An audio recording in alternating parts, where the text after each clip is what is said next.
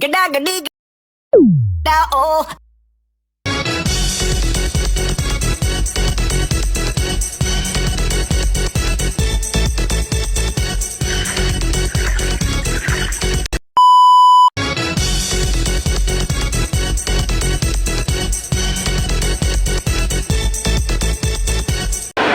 Halo semuanya, perkenalkan kami dari kelompok 3 akan menjelaskan tentang kampanye pembangun kesadaran hukum.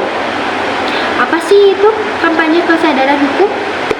Kampanye membangun kesadaran hukum adalah serangkaian upaya edukasi dan sosialisasi untuk meningkatkan pemahaman, pengetahuan, dan sikap positif masyarakat terhadap hukum yang berlaku, bertujuan menciptakan ketertiban dan keadilan dalam masyarakat. Kampanye ini dapat dilakukan melalui berbagai metode seperti seminar, lokakarya, penyuluhan di sekolah dan komunitas, serta pemanfaatan media sosial dan teknologi untuk menjangkau audiens luas dan menumbuhkan budaya taat hukum sejak usia dini. Lalu, sekarang apa sih itu kesadaran hukum?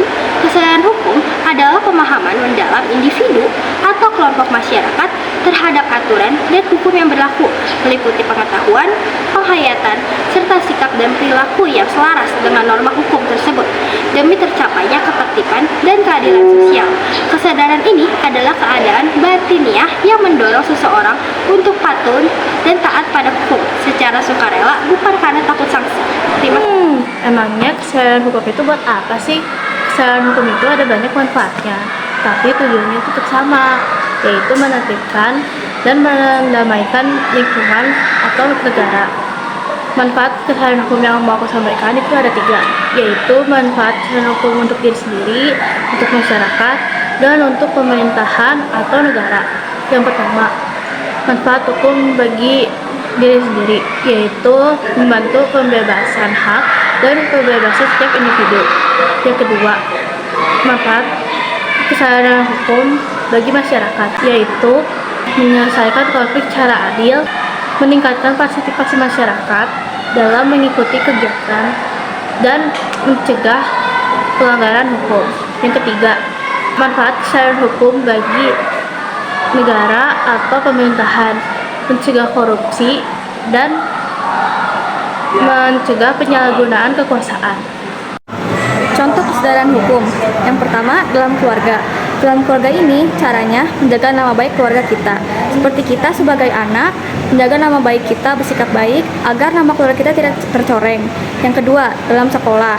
Dalam sekolah ini caranya mematuhi peraturan yang ada di sekolah, seperti datang tidak terlambat, memakai seragam sesuai jadwal, dan juga mematuhi peraturan yang ada di sekolah. Terus juga yang ketiga, lingkungan masyarakat. Lingkungan masyarakat ini caranya mematuhi peraturan lalu lintas, seperti kita menggunakan helm, tidak ngebut saat berkendara untuk menjaga keamanan dan ketertiban bersama. Yang terakhir, yang keempat, negara. Itu caranya mematuhi peraturan negara, seperti kita taat dan patuh pada perundang-undangan, terus juga bikin KTP dan SIM sesuai ketentuan yang ada.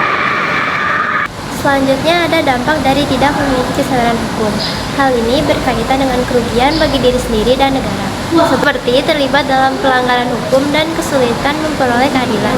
Hal ini juga dapat menghambat pembangunan sosial dan ekonomi, karena rendahnya partisipasi masyarakat dalam menegakkan hukum, serta meningkatnya resiko penipuan dan penyalahgunaan hak. Selain itu, keadaan ini menyebabkan ketidakpatuhan terhadap peraturan, menurunnya kepercayaan terhadap sistem hukum, serta terganggunya ketertiban dan keadilan di masyarakat. Sekian penjelasan dari kelompok kami, terima kasih.